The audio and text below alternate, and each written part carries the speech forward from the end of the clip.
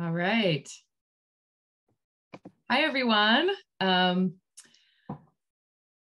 guess we'll go ahead and get started. So today is an academic half day brought to you by the Global Health Department and the course that gets taught every fall, which is a Global Health for Clinicians course.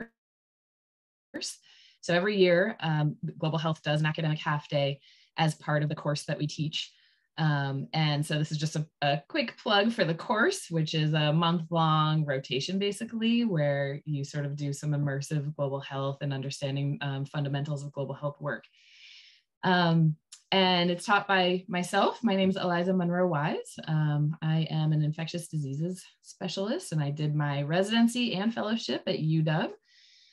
Been around for a long time, and also Colette Abbott, who is a hospitalist, and both of us in the global health field as well. And so Colette's on today as well. And the topic for today's academic half day is climate change and health, and the emerging field of planetary health. And I'm going to talk a little bit about why this is an important topic for global health and also just for clinicians. So before I get into this, can I advance my slides? Yes, just a quick outline of today's morning. So yeah, and you should have gotten this in your email. So it's in a Word document that we sent around. But basically, here's what we're going to be doing today. So from 9 o'clock to 9:30, I'll give a talk that I'm hoping I can keep to a half hour. And then we'll take 5 minutes to present the series of cases and give you some directions about those cases. And then you'll have an hour to break into small groups. So we'll do breakout rooms on Zoom, about 10 of you per group, and you'll have about 20 minutes for each case. There are 3 cases. And you should build in kind of stretching time and bathroom breaks into the casework time period. And then we'll take about 25 minutes to debrief the cases. So we'll ask each group to kind of present for a minute or two about what they were, talking about in the small groups. And then from 11 to 11:30, we'll have an expert joining us named Chris Ebby, who works in the Department of Global Health on climate change and health. Okay, and so let's launch into the first part of this, which is just going to be a half-hour talk led by me. And this is the outline of this first half hour. So I'm going to give you a very brief intro, and then we'll talk about what is planetary health and why are we talking about it. And then I'll give you some sort of fundamentals of what we know right now about climate change and health. And then we'll wrap it up with what can we do? And that, I think, is going to be a question that we're going to keep coming back to over the course of the morning. Okay, so for the intro, this is sort of a disclaimer. So as I mentioned, I am an infectious diseases doctor. And, I really didn't come to this field with a concern about climate change. But, for me, my interest in climate change has merged with my interest in infectious diseases and global health. Since I started giving this talk, which is now, I think, like 7 years ago, we've seen the large Ebola epidemic. We've seen Zika. Of course, COVID has consumed our lives. And the most recent thing, monkeypox. And so these outbreaks of infectious diseases, for me, are not kind of isolated outbreaks or health problems.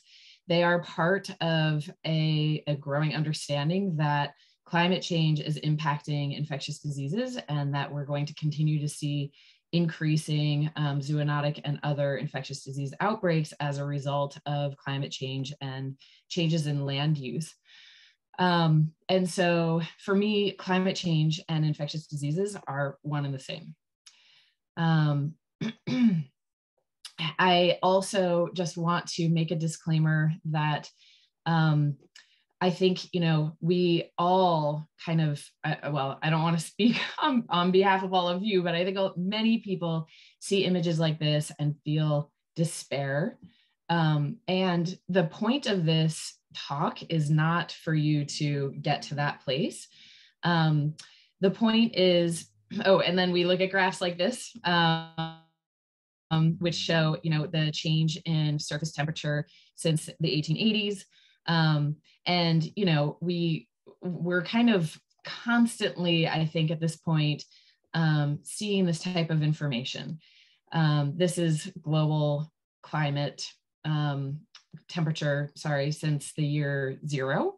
And I think some people look at this and they say, oh, well, it's just sort of evening out now. Like it was cold for a while, now it's warm, but it's very clear, and I'll get into this a little bit later, that the temperatures we're seeing on Earth are unprecedented in the entire history of probably the planet. And so, here we are with this understanding of something that's happening around us, and we tend to feel kind of powerless about it. But the point of this is to give you some tools and an approach for how to think about both climate change and how climate change affects health. And sorry, part of this disclaimer also was supposed to be that I am not a climate scientist. I am an infectious diseases clinician and a global health practitioner. And so a lot of what I've put together here is just information that I found on the internet. And I'm hoping to give you those resources so that you can access them as well. But, many of you may know more about this than I do. On the other side of that, I think it's really important for us to talk about it. So let's move on to what is planetary health and why are we talking about it? So just some brief definitions that have been put out there on climate or on planetary health. So one is the health of human civilization and the natural systems on which it depends. So we're looking at not just the health of humans, but also the health of civilization and the health of the natural environment around us that we recognize we depend on. And then another definition, planetary health incorporates the interdependencies of human and natural systems while also recognizing that preserving the integrity of natural systems is an essential precondition for human health, survival, and prosperity. And, for me, when I read something like that and think about it, I also tend to start thinking, why am I even doing health? Like, if all of health is, conditioned upon the health of the environment, then isn't that the real problem that we need to get at? And I think the answer is very complex, but it is that we all should be worried about both of these things together and be taking action for both. So historically, we have approached health from this biopsychosocial model, which up until very recently, the understanding was that the health of a human is in this system that starts on a molecular basis at the bottom, goes to the cellular basis, and then the organ systems and a person, and that human health also has a lot to do with families and communities and global society. So that's sort of the framework in which we have been thinking about human health for a long time. But planetary health brings in this other framework, which is the relationship between people and the environment. And so now we have the chemical and physical worlds, the microbiome, the air, water, and soil around us, the vectors and fomites that transmit infectious diseases, the built environment, the buildings and highways and infrastructure around us, and then ecosystems and the biosphere as a whole. And the idea is that human health on the left column, is completely interconnected with the environmental health in the right column. And we should not be thinking about human health apart from the environmental health side of things. So there's a big push towards climate action and specifically climate and health around 2014, 2015. So in 2014, there was the foundation of, or the establishment of a Rockefeller Foundation for Planetary Health. And as part of that, in a partnership, there was a Lancet Commission on Planetary Health, and they met in Italy. And out of that came this Lancet Manifesto and a whole series in The Economist. And this is all not just focused on climate change, but on specifically planetary health. So how does climate change impact health? And then there was a commission report that came out in the Lancet on, this collaboration and the founding of this foundation in the Lancet Commission. And this was the cover of the Lancet from that time. So climate change is the biggest global health threat to the 21st century. And that's a statement that I agree with. And it's just some terminology for you to know. So, in terms of sort of geographic eras, or geologic eras, prior to the era that we're in right now, we were in something called the Holocene era, which is a geologic epoch that began, 12,000 years ago and encompasses most of human development. Not all of human history, but human development. And what we're in now, or at least it's been suggested that we should call the era that we're in now the Anthropocene era, or epoch, or epoch, which is the proposed name for the current geologic epoch, which is demarcated as the time when human activities began to have a substantial global effect on Earth systems. So we have created an entire new geological era based on human activities. So around the same time in 2015, we came to the Paris Climate Agreement, which was the first major agreement that came out of multiple countries coming together and making goals and really charting a path to achieving those goals to decrease the effect that humans are having on climate. And there are three sort of categories of those goals. So the one that people talk about the most that you're probably familiar with is limiting the average global temperature increase to less than 2% centigrade, and to achieve net zero emissions by mid-century. Number two was to enhance resilience and adaptation to climate impacts that are certain to occur. So this brings in a lot of the health components. So we know that there are going to be climate impacts. How can we help prepare ourselves for that? And then number three is to align financial flows in the world with these objectives. So how are we going to fund all of this work that has to be done? So those are the three main things that were talked about in the Paris Climate Agreement. And as I'm sure you know, a lot of things have happened since then. Just to mention, 194 countries, so most of the countries in the world, did either sign or ratify the Paris Agreement. So it is really pretty a major step forward for global kind of cooperation on this. And it is what is still referred to. There have been multiple like COPs, or times when different countries have come together and assessed the status of things and kind of tweaked the goals, but we still talk about the Paris Agreement.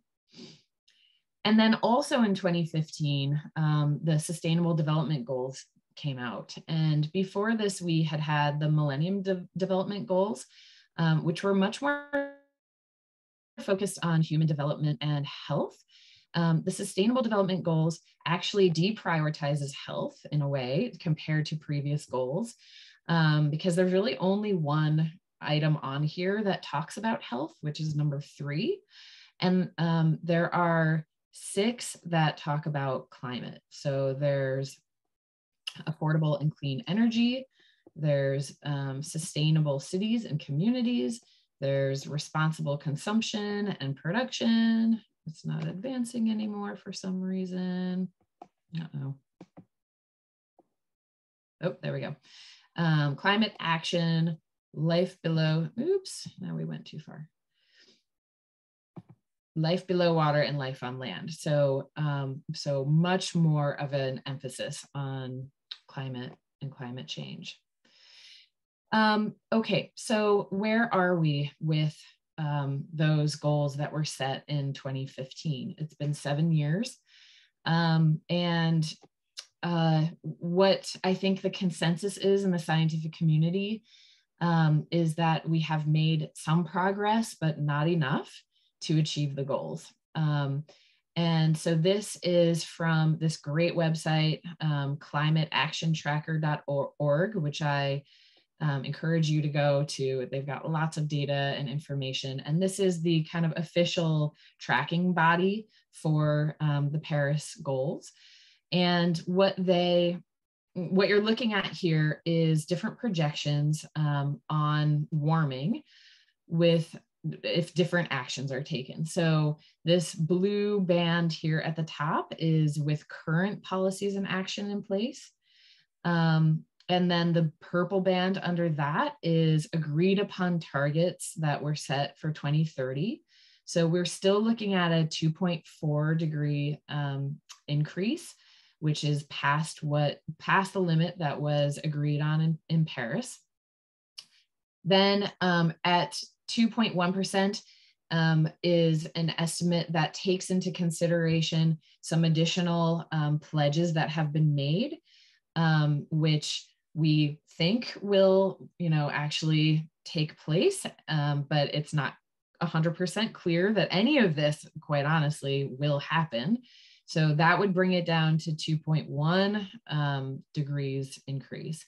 And then there's this optimistic scenario, which is essentially if all of the pledges and all of the targets are met, and some additional action is taken, including net zero emissions by some of the world's biggest, actually by most of the countries that emit CO2 in the world. So you can see that only in the most optimistic scenario are we actually achieving the Paris goals. All right, we're going to move on to the next bullet, which is what do we know? I am not going to get deep into climate science here because I am not a climate scientist, but I just want to give you sort of a framework for how to think about what's going on with climate change. And we'll start with some really positive things. So don't want this to all be doom and gloom. So humans are healthier than ever before in history. That is just an absolute fact. We are living longer.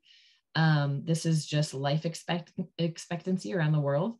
And, I look at this and I see some pretty major gaps, particularly for Africa, where I live. And so there's a lot of work to be done here in terms of health and health equity. But overall, the life expectancy all around the world has increased dramatically, in the industrial era. So that's great. And this is another way of showing that child mortality by region. So also dropping dramatically since the 1960s when this graph begins, and probably before that. Again, you see a gap here for Africa. And then the share of the world's population living in absolute poverty has also plummeted. So people are less impoverished. There is more of a middle class all over the world, and that impacts on health as well. But as humans are living longer and as human population rises, we utilize more resources, and we're putting increasing pressure on the environment. So this is a very simple graph of just the world's population starting in 2000 BC and going to 2050. I think this graph speaks for itself, but just to point out, it took human beings 300,000 years to reach 1 billion people in 1800. It took us 132 years to double that number and get to 2 billion, and then only 28 years to get to the third billion. And it's now been, another 60 years since then. And we are now at over almost 8 billion people. And this is a graph kind of predicting the ongoing rise in population growth. And if we maintain kind of constant fertility, you can see this red line here goes up to between 25 and 30 billion people by 2100. It's not that far from now. And so I just want to pause here for a second and say, one thing that is really not talked about very much in discussions about climate change is family planning. And I think it's one of the most important things that we can do. I think family planning should be at the center of all kinds of work that people are doing for climate change. That's my own personal belief. And so this is a fun website that just shows you the current population of people living on Earth, and you can watch them be born on this website. And as you can see, we are approaching 8 billion people. This was a screenshot from this morning.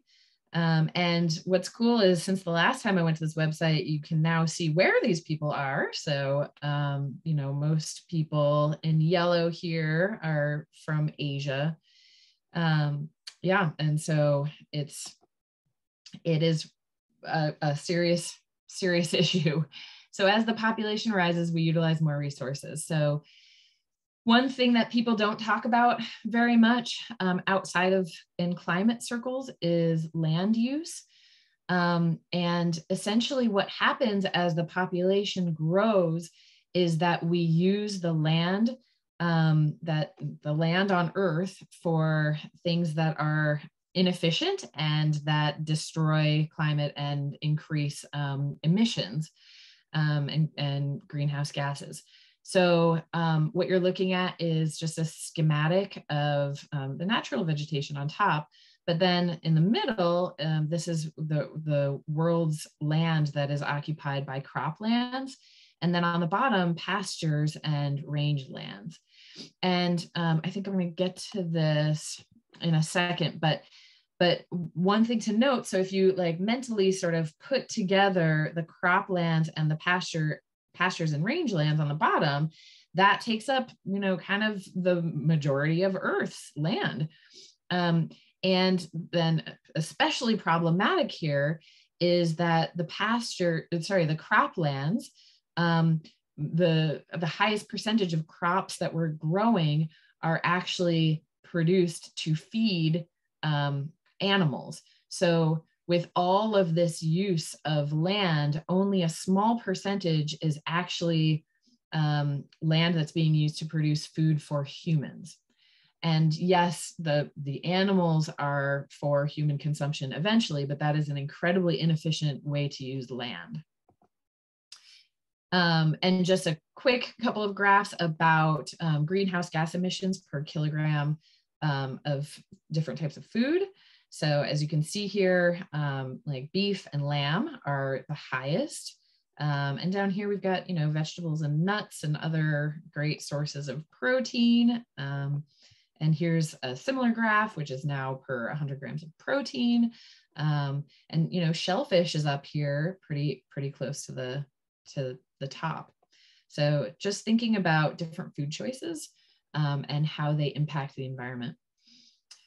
Okay, I'm going to skip through the 9 planetary boundaries because we only have 3 more minutes, but this is essentially just a framework for thinking about different impacts of climate change and how they all kind of affect each other and how they affect health.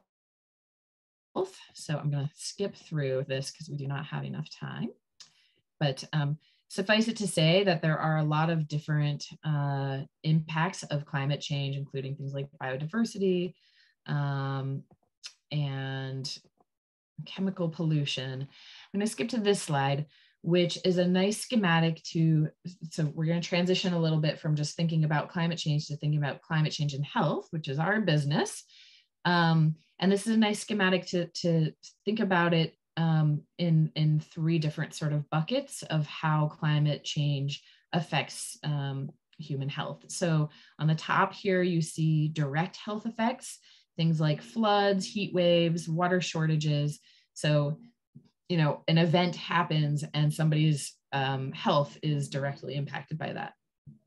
The middle one is ecosystem mediated health effects. So this is things like what we started talking about at the beginning, which is like zoonotic disease outbreaks, which are a result of changes in land use. So altered infectious diseases risk, reduced food yields. So that results in undernutrition, depletion of natural medicines, mental health. And then on the bottom are the indirect, deferred, and displaced health effects. So this is a diverse set of health consequences of livelihood loss, population displacement.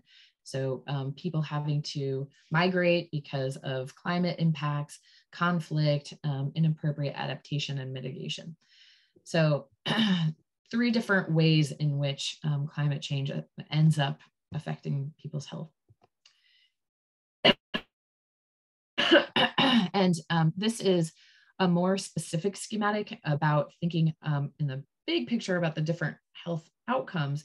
But if you start in the middle here, you're looking at, you know, the climate change elements. So rising temperatures, more extreme weather, rising sea level, and increased CO2 levels. And then you can see sort of the distal climate effects of those central climate changes. So we see severe weather, we see air pollution, changes in vector ecology, increasing allergens, water quality impacts, water and food supply impacts, environmental degradation, and extreme heat. And then each one of these, you know, has direct health consequences. So, you know, for severe weather, it's injuries, fatalities, mental health. For air pollution, it's asthma and cardiovascular disease. For vectors, it's all of these different, you know, infectious diseases, plus the new ones that we're talking about, COVID and monkeypox. For allergens, it's respiratory allergies. For water impact, it's all of these, you know, waterborne disease outbreaks.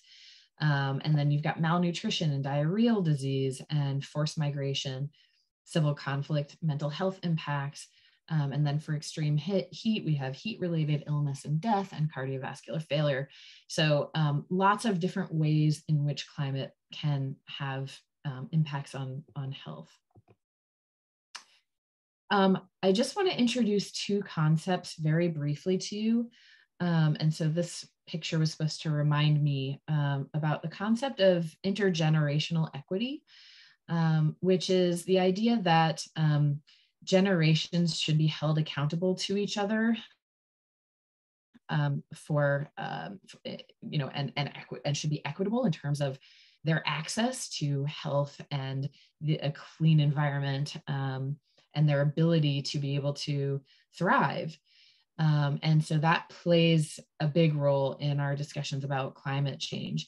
And then the other one is climate justice, which is the idea that different people in the world get affected by climate change differently, and the power structures and economies of the world make differing changes on or impacts on climate. And so what you end up seeing is that the people in the world who are most impacted by climate change are also the ones that are the most powerless to affect change, you know, in greenhouse gas emissions. And so that is a more recent kind of development that a lot of activists around the world are working towards raising awareness of. Okay, so finally, in our last, oh shoot, we're already over. I'll try to be quick, but in our last couple of minutes, I want to go to what can we do? And I was going to stop here and kind of brainstorm with you all and have you write into the chat kind of, you know, like ideas that you have, but I don't think we have the time for that. So I'm just going to go through just a checklist of things that are things that we can do or things that people around us can do that impact both climate and health. And there's a lot of things in this category, actually. So reforming food and agriculture is a big one. Efficient use of water and fertilizer, reduction of food waste and spoilage, sustainable aquaculture and fisheries, support of subsistence farmers, innovative sources of nutrition. You know, we're seeing a lot more insect-based proteins and things like that. Promotion of healthy, low environmental impact diets. And that's a thing that we can be talking to all of our patients about, because, you know, plant-based diets are not only better for the environment, but also, as we know, better for people's health. We can curb greenhouse gas emissions in our own lives. We can increase physical activity, and these two things could go together. We can make sure there's sound management of chemicals. You know, that one's a little harder to do from a clinician perspective. We can work on sustainable cities, improving access to modern family planning. So that's something that I feel strongly about. And then integration of environmental care with health systems. And then you can also become an advocate for planetary health. You can think about it, you can educate yourself about it and read about it. You can talk about it with your patients and with your colleagues and with your families. You can write about it. There is this great group called Clinicians for Planetary Health. This is a group of activists who are also medical doctors, and they are thinking and talking about this stuff all the time. So I encourage you, if you feel passionate about this, please check out this website and join them. You can incorporate planetary health into your work. So you can, when you're designing interventions, you can consider both human health and the environmental impacts of your projects. You can harness data, analytics, predictive modeling, and other innovative tools to collect and analyze data about the world around you and how it impacts health. You can, work on measuring outcomes.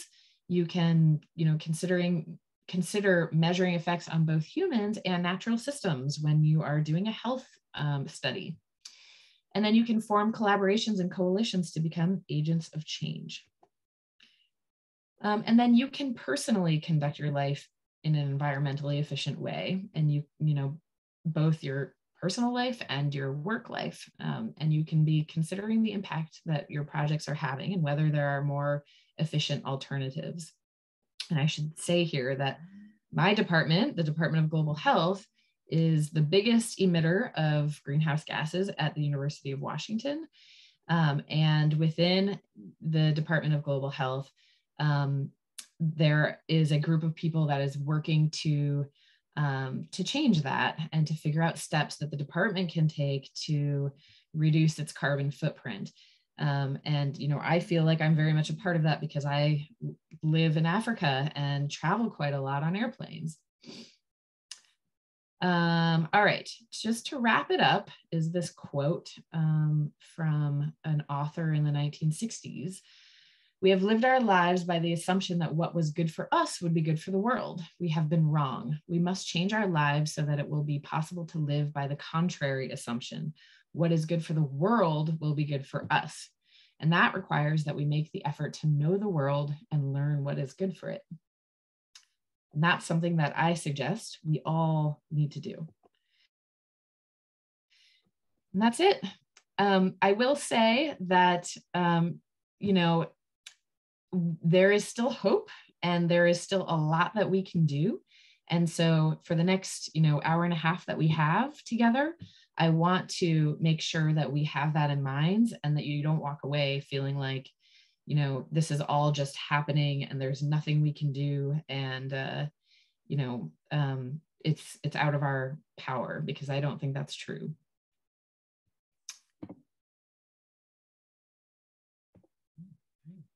Okay. Oh, somebody asked, is that from flights in the Department of Global Health? And yes, it is mostly from flights. A lot of travel in the department. All right, I'm going to stop sharing and move to the next part of this morning.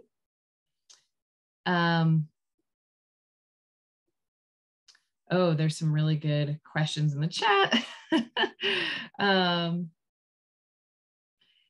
Yeah, so John said, although virtual interviews are sometimes not viewed favorably by students applying to residency, this is one of the huge benefits in terms of reducing carbon impact. Yeah, and so we are seeing, and I think COVID forced our hand with this, you know, an increase in virtual conferences and virtual meetings, and a reconsideration of how often do we actually have to meet face-to-face to do the work that we're doing in the Department of Global Health and in other departments as well. So we saw some benefits from COVID in terms of carbon emissions. I think that has gone back to baseline, unfortunately, now. But yeah, I think we saw for a brief glimpse, you know, what it could be like if we all really were devoted to reducing carbon footprint from travel. Tim, seafood, I don't have a good answer for you. Maybe we save that question for Chris, our expert who's going to be joining us at the last 30 minutes. I think she would probably know better than I do on that. Okay, let's move into, and thank you for the questions. I'm sorry that this was just a lecture. I really enjoy like a more discussion-based approach to teaching, but there's a lot of information for a small period of time. And we will have time for questions at the end. So we're going to break into small groups now and go through some cases. There are 3 cases, and hopefully you all have that in your inbox. The idea is for you to utilize the resources available to you on the internet to answer the questions in the cases. So the 3 cases, they each start with a clinical scenario that will ask you to just think like a clinician, because we're all clinicians here. But then it sort of transcends just the clinical scenario into, let's think more about how this health situation you know, was impacted by the environment around this patient in the scenario. We'll be ducking in and out of each of your rooms and checking on you, and we'll give you a warning when the time is almost up. I also want to say, I don't think that everyone should go through the cases like 1, 2, 3. I would like for some of you to start with case 2 or case 3, just in case we run out of time. So in your group, maybe the first thing you should do is decide like which case you're going to do first. And then the other thing is that I would like for each group to identify one person to sort of take some notes down, because afterwards we're going to have a debrief of the cases. And I don't want you to just sort of tell us the answers to the questions that you found in the debriefs. I want you to come to us with some bigger picture thoughts that you were having, new things that you learned, ideas that you came up with. So it's not a chance to just give us the answers to the question. It's a chance to kind of summarize the discussion and, you know, what was learned during the discussion. So I please identify one person in your group who will be sharing that with us at the end. I think that's it. Colette, did you have anything else to add? I think just to point out, in the Word document that you got, there's 3 resources there that are really good kind of broad overviews that they break down by health issue or kind of like impact of climate change. And so look to those, especially I think the first one for trying to conceptualize some of like the big picture concepts for as you go through and answer these questions, especially the second half with the internet scavenger hunt. I think that'll give you a really good framework. Does anybody else have questions before we break into small groups?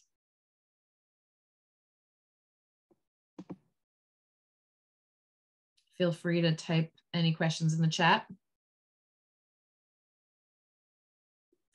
Okay, and just a reminder, so we have it 1 hour, actually we have a little less than an hour now, 3 cases. So try to spend about like 15 to 20 minutes on your cases. And also if you need, a health break, you need to step away, please do that during the cases. Because when we come back, we'll have like 1 more hour of discussion together. All right, I think we should go ahead and get into small groups. All right, I will also be broadcasting like 17-minute passages of time. So after 17 minutes, I'll send you a little warning. Thank you, Javel. You're welcome. And I think Kayla is going to help kind of guide us as well as we're in small groups. Yeah. All right, away you go. Great. So I think some groups were on a quick bio break. I'm not sure if everybody's actually back. Seems like a lot of us are. Do people need a 5-minute bio break? I think a bunch of groups already did that. Javel is shaking her head yes. Maybe we just take 2 minutes to stretch. We'll start the debrief at 10:37, I mean. Thanks, Javel. Let's come back together and debrief. So the first thing I would like to do is just sort of a mental health check for everyone. I think it is really, really hard to think about all of this stuff. And the cases were not designed to really show a worst case scenario, but to allow you to start thinking about kind of the realistic consequences of climate change that are happening now. And also how you as a clinician might interact with some of those impacts. So I think that for this debrief, we're going to go around and talk about, I want each leader of each group to just give us a quick kind of summary about some of the things you talked about. And at the same time, if there are feelings about this that you also want to talk about, I think I would welcome that, because I think it can be really hard to talk about. So yeah, let's start. Does anybody want to volunteer? We have 9 groups. How should we approach this? Are we just going case by case and then talking through the questions? No, so it's not a debrief of the actual information and the cases or the questions. It's really more just a summary of some of the things that your group felt challenged by, or things that you learned maybe. So, it can just be a quick, like, here are some of the things that came up for us. Yeah. I'll start with kind of like the clinical aspects, like definitely with climate change, we were thinking about diagnoses that we don't usually treat and kind of broadening our thoughts on what things could be. And, within each of the different contexts, we're thinking about like how our ability to test would be affected by the different like resource limitations caused by climate change and how that would pose a challenge. Great. I love how that brings in the global health aspect of things, because, from a global health perspective, one of the things that we think about a lot is resource distribution and how to approach health when you are limited by resources. So, yeah. Anything else you want to add?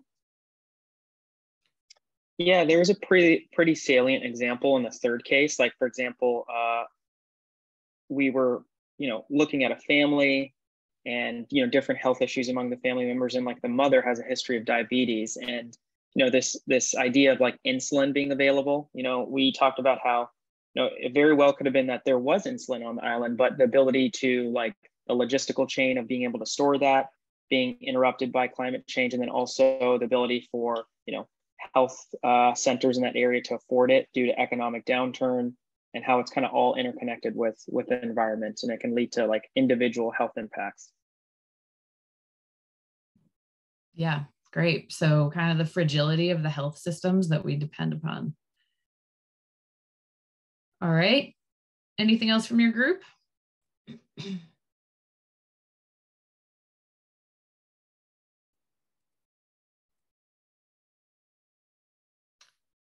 All right. Does another group want to share?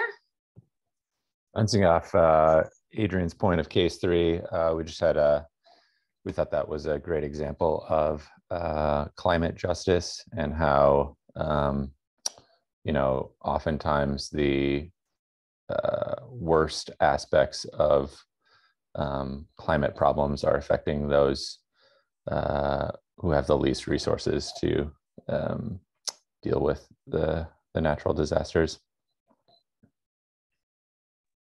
Good. And there is a global recognition that island populations specifically are extraordinarily vulnerable to climate change, some of which, you know, their entire land is going to be underwater. But for other island nations, you know, it's other issues, you know, not just sea level rise, but that increase vulnerability. You know, water scarcity is a real problem on most islands, and likely to get worse with climate change. So yes, I think, you know, that case was specifically written about an island population because it's sort of the most stark example of climate justice. Our group didn't get around to talking about that last question about like improving the resilience of island populations. Like, was anybody able to look into that? I'm curious.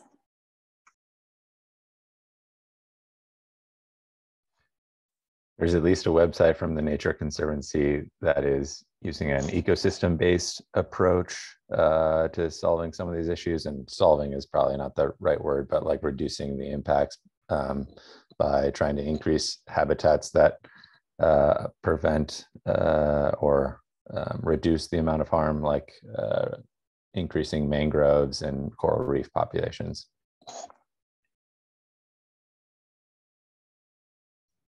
Our group talked about a lot of the same things for the global health cases, but interestingly, I think on the more local case of this guy with COPD, we were talking about how a lot of the interventions are like behavioral changes the patient has to make, like learning how to exercise indoors instead of going outside, wearing an N95 if it's really smoky out, trying to figure out how to get like HEPA filters on the fans if they don't have AC and things like that. And it's kind of sad that a lot of it has to be interventions that the patient has to sort of take on themselves to protect themselves because of these factors, especially when they're at such high risk like that guy was. I think our group, to expand on that, talked a lot about like the resources required also to access things like N95 masks or HEPA filters, or even, you know, clean air filters in the household to make things, the living environment easier when you're indoors a lot, and then even just access to air conditioning or fans. And being able to afford like higher electricity costs in the summer. And, you know, it's not so much been a problem in Seattle, but just when extreme heat becomes more frequent, like the electricity grids also suffer for that across the US. And so like losing power in times of extreme heat can also really exacerbate all of those problems.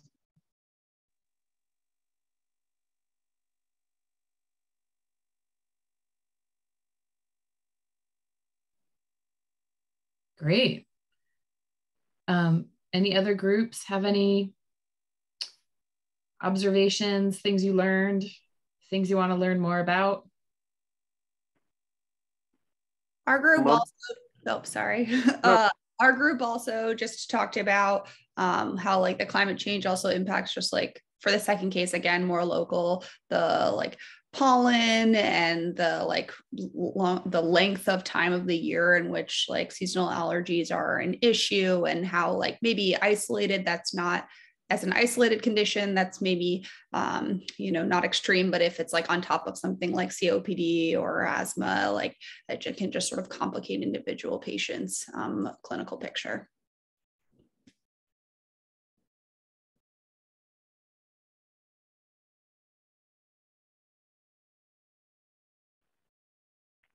I didn't have anything else too profound to add, other than I really love your perspective, Megan, about that a lot of what we're doing is putting the onus on people, and those are not often the most successful interventions. I was looking through some of these resources, and I feel like I'm going to try to incorporate a little bit more about discussing air quality with people potentially as a result of that case. That I don't know if you guys saw that website, airnow.gov, but I've just been poking around on that for most of the last hour. It's a really cool resource, but like you said, it's putting the onus on patients to do that can be challenging too. But at least there's maybe some other small little resources and ideas that we can help share with people to help them maximize and control things as best they can. So.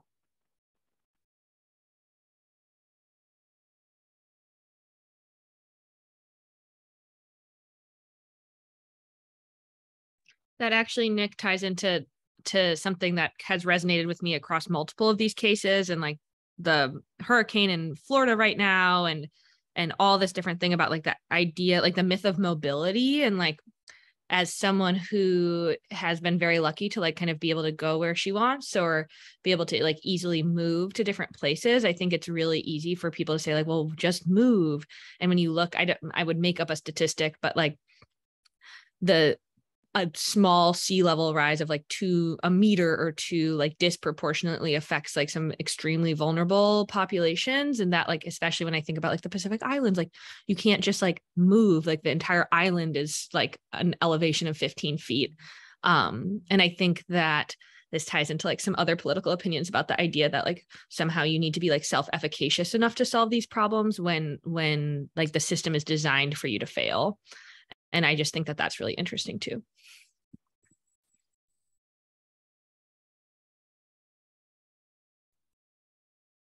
Yeah, I don't think it's possible for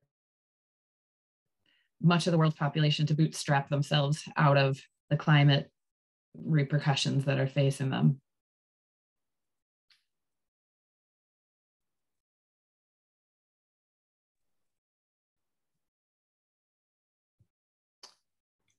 I think one theme, as someone who got to go into every breakout room, one theme that I really liked that I think a lot of you focused on was the acute issue at hand, which I think was like the more obvious repercussions of each of these cases. But I also think you focused on a lot of the chronic issues that led the people to, or led the situation to get there. And, I think with the case in the Marshall Islands, talked about like, maybe part of why she has diabetes is because there have been changes to the coral reef and she can't get the food that she needs and can't sell the food like she used to and has to buy different types of food. And so I think that was a theme I saw across a lot of conversations, was not just like the acute natural disasters or the acute COPD exacerbation, but a lot of the elements of climate change that kind of led to that point.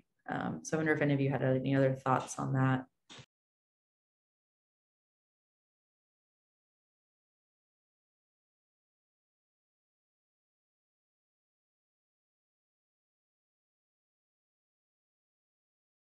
Yeah, I mean, I think that comes up even non-globally speaking in a lot of our population here in Seattle, with having not great access to food or a place where they can cook food and do things for themselves. And it's sort of thinking about, it's hard because like the interventions you make are, starting insulin, starting metformin, whatever, but the interventions you make to actually help them start to overall change their lifestyle are not necessarily things we have the ability to help with. Like I can refer to nutrition at my clinic, but that doesn't mean there's going to actually have money to buy the food the nutritionist recommends. And I think it takes a lot of effort again, like Nick was saying, also like it puts the onus on the patient again in a situation where they don't have the ability to change what they're doing or like easily just fix whatever led them to that point in the first place. And so it seems like a patch to like refer to nutrition and like talk about fruits and vegetables. And then there's like a much larger long-standing issue that has led to that point.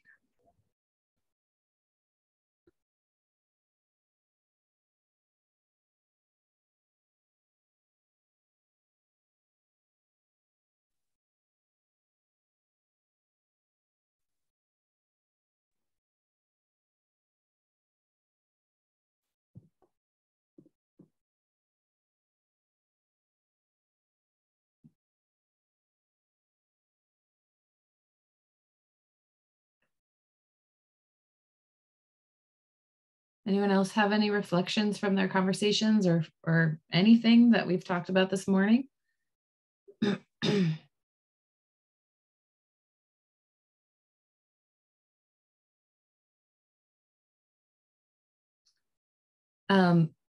We have our expert joining us in 8 minutes, but before that, I've been wondering, as we've been talking about kind of your feeling of sort of preparedness and hope.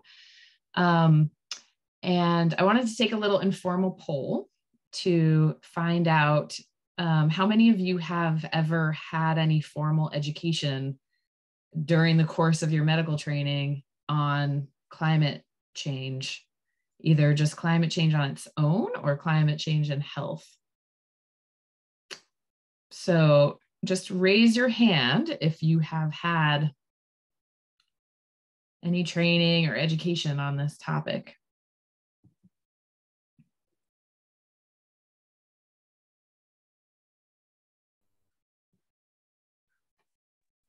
Like, is it formal training or just training as we pass through some courses? Yeah, like training as a part of courses. What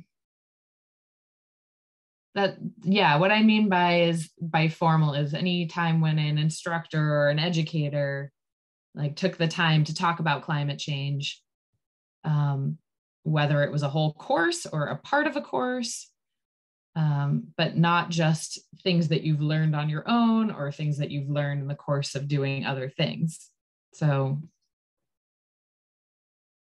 Yeah, okay, then yeah, we have been exposed to. Okay.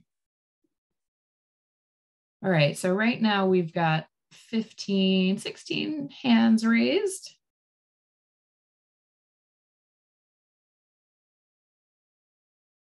So about a quarter of people. Just an observation from the cases that we had. Of course, most of them were like from this setting, like they maybe except one case that was close to an African setting. Mm-hmm. So I think in the future, maybe we can also be taking cases from the sub-Saharan Africa, because also we have issues with climate change, and I think the impact is different. Mm-hmm. Yeah, that's a good point. So if you can take maybe cases from also the sub-Saharan Africa, the southern part of Africa, it can also be great. Okay, that sounds good. I mean, there is not a place on Earth that is not affected by climate change. So we can choose any number of places. Okay, so it looks like about a quarter of you have had formal education on climate change, which I think that we're doing a very poor job of talking about this and making it a part of people's education and training. Because, I think part of the purpose of talking about this today is for you all to become a little more conversant about climate change, but also to learn ways that you can be approaching your patients from the lens of climate change and also your career and your work. And so, you know, if we go back to the slide that I showed, which showed the Lancet, you know, cover saying that climate change is the most important driver of health in the 21st century. You know, I think that we're doing a pretty poor job of talking about that and educating people about it if we all agree that that's true. Because we're learning a lot about individual diseases from, you know, sources that come from decades ago. But the understanding the impact of climate change on all of that disease burden is going to really help us be better clinicians and better drivers of change. So I think we have a ways to go. Okay, there's a bunch of messages in the chat. Oh goodness, okay. It is unfortunately kind of a political topic as well, and that does hinder progress.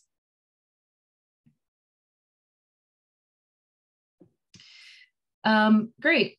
Does anyone have any last comments? Or we could take another quick break because I don't think that Chris has joined us yet. Chris, if you're on, let me know. Or Colette, do you have anything else to add? Should we break for a few minutes? Yeah, I think break would be great. And then I know some people had questions during the discussion with no answers, and so hopefully that'll be time for Chris to help answer some of that. Yep. All right. So come back at 11 and we will start our expert discussion.